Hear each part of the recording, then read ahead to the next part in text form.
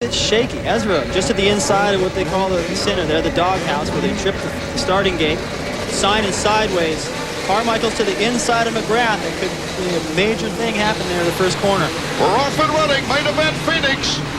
Carmichael with the inside. And it's a Honda coming through. Sebastian Tortelli, it looked like, no, it's Ezra Lusk. Ezra Lusk, number 11. In first place, David Vuillemin is up challenging Carmichael for second. Carmichael has moved into second. Vuillemin looks behind him. He sees Jeremy McGrath right on his tail. What an opportunity right here for Ezra and Carmichael. Jeremy, not a very good start. You see him back there getting showered with dirt. He's behind LaRocco. A great advantage now for Ricky Carmichael. He's behind 3 points in the points chase to Jeremy McGrath. Bad decision right there by Lusk. He had to go wide. Carmichael pushed him there, went to the inside, steered over the berm on purpose to cut off the opportunity of Lusk to get back in there. Now it gives Ricky Carmichael the opportunity to really put down the throttle. There are a lot of people watching the practice, myself included, that thought that Ricky was either going to fall tonight or win this race. Well, now he doesn't have that incredible pressure that Jeremy usually puts on him. Ezra, I think, the way his night's gone, might just be happy to be in second right here. And that's a perfect situation for Ricky Carmichael. Got Carmichael, Lusk, Vuillemin, Voss, Craig, LaRocco, Roncott away, all in front of McGrath after that first lap of action. McGrath is not moving up through the pack like I thought he would.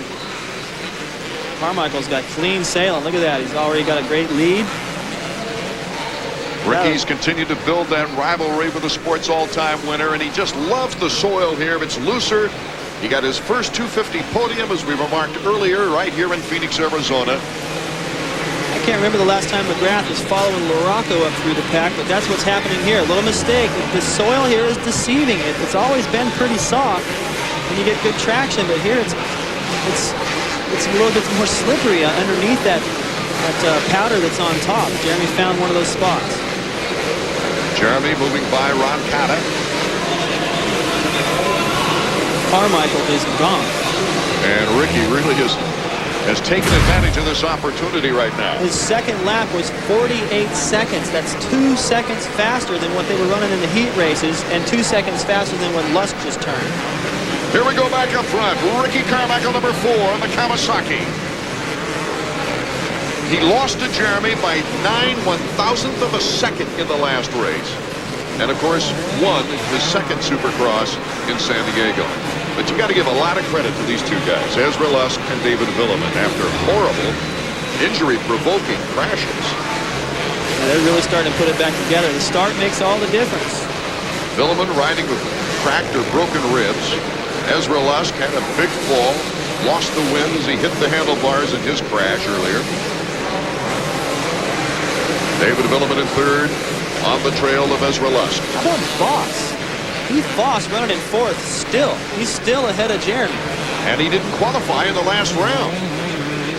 That's an excellent ride for him. I'll tell you what, it's starting to show me that the track is a little bit difficult for the men. It doesn't separate the men from the boys as much as some of the other technical tracks. The guys are all able to go pretty much the same pace, so it should be a good run for Voss. He's smart enough to stay up in there. Davey Coombs from your angle. Everyone talks about Jeremy McGrath forming his own team this year. Heath Voss has been doing that for the last 2 years by himself. We like to call that guy the Army of One. He's his own team manager. Half the time he's his own driver, and right now he's running fourth. This is the best he's ever run in a 250 main event. He's done it all by himself. Incredible. Will we have a new points leader when this race concludes? We'll be right back with more 250 EA Sports Supercross action from Phoenix in a moment.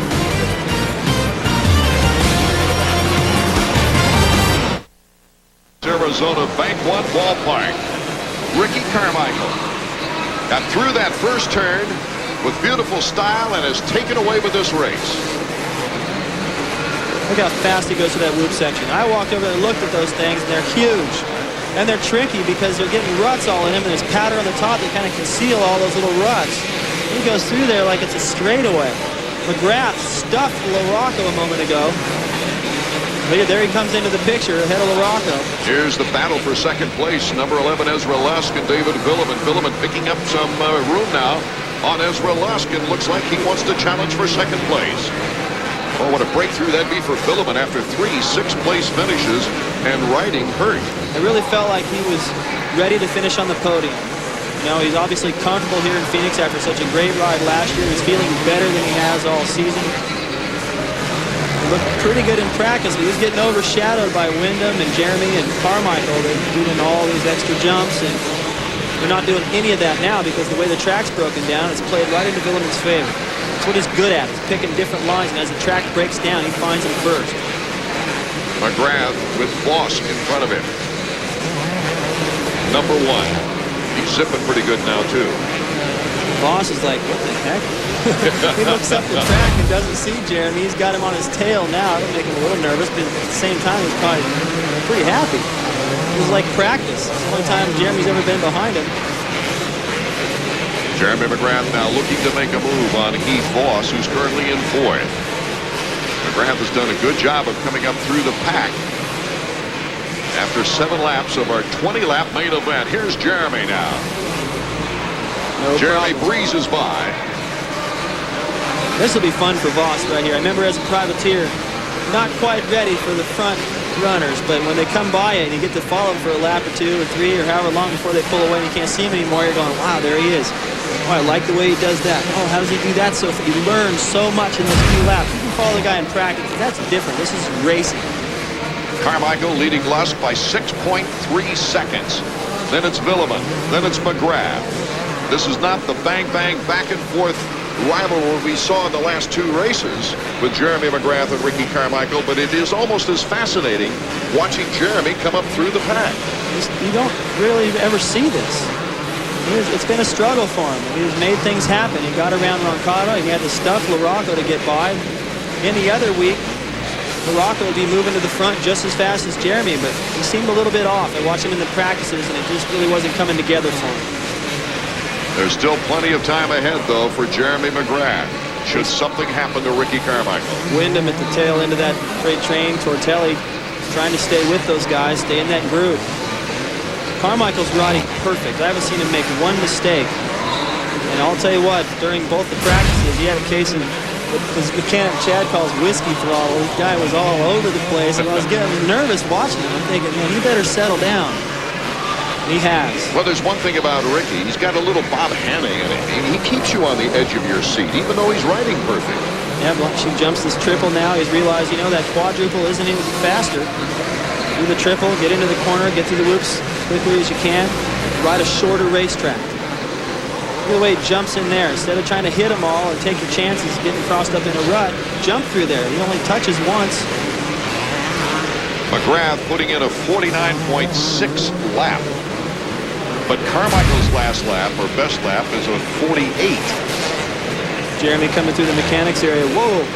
You don't see very many of those, but see, when you get back there and your routine gets interrupted, things aren't going the way they always do. You got to reach back and start finding a little bit extra speed here and there. It's difficult on this racetrack. The harder you try, the more chances are you going to make a mistake in inconsistent soil. A 49.4 lap on the last lap for McGrath, a 49.8 for Ricky Carmichael.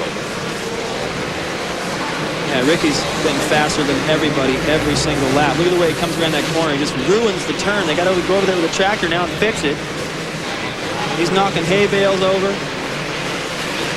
Carmichael having lappers who get through.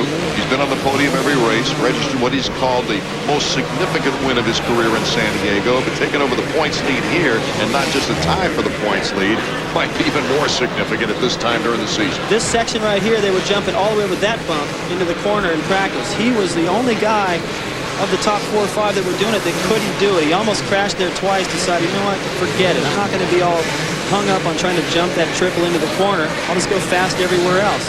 No one's been able to do it in the main event.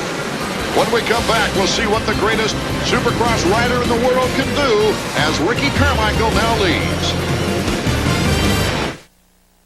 Arizona, Ricky Carmichael with about a 9-second lead on second place, but while we were away, it's really heated up for the battle for second place between Ezra Lusk, number 11 on the Team Honda, right there.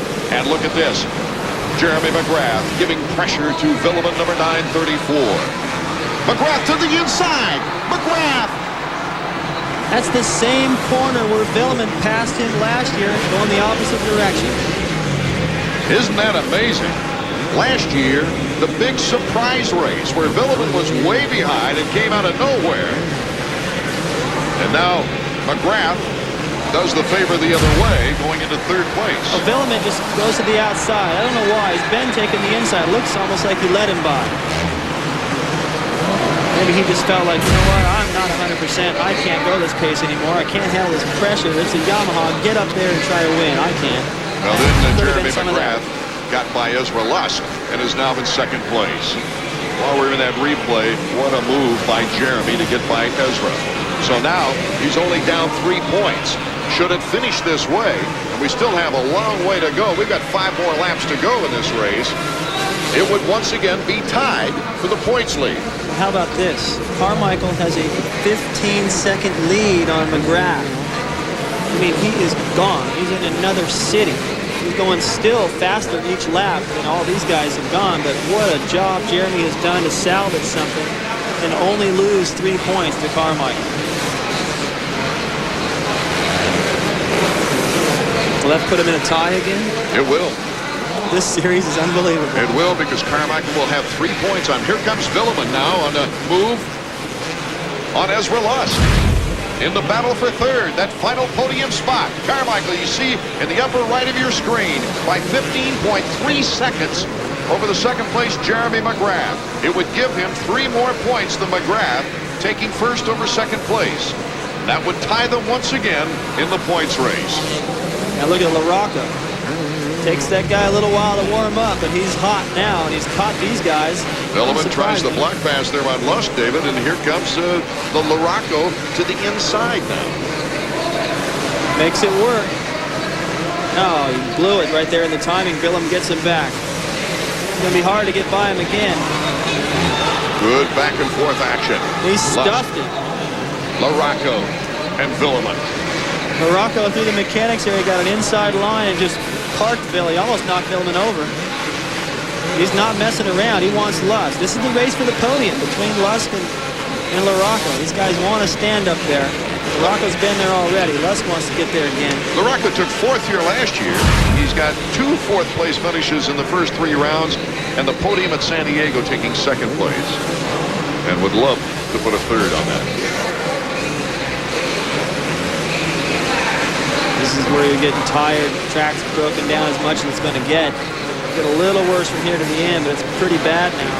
LaRocco's, that's when he starts to shine.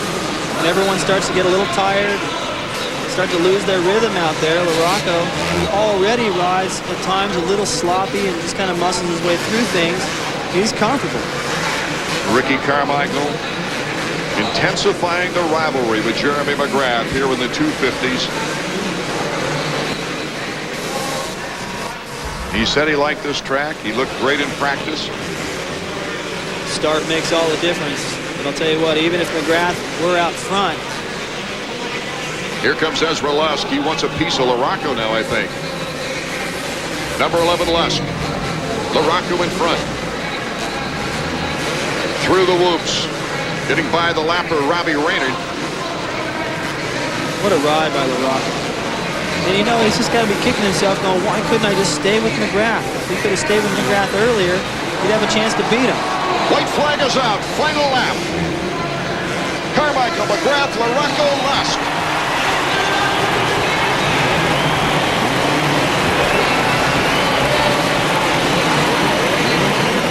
Carmichael just threw both feet out to the side, whatever they call that one. I think it's a can-can. Flash bulbs went off everywhere. He doesn't have far to go. This could be the first Kawasaki win here in Phoenix ever. It'll be 2-2. Carmichael needed to win this race. It's a good track for him. He needed to show Jeremy he could do it when he had to. Carmichael looking for his 3rd career victory, his 2nd of the season, and ties Jeremy McGrath in the points after a brilliant 4th-round run for Ricky Carmichael. Here's Mike LaRocco. He takes the checkered flag. We'll be right back.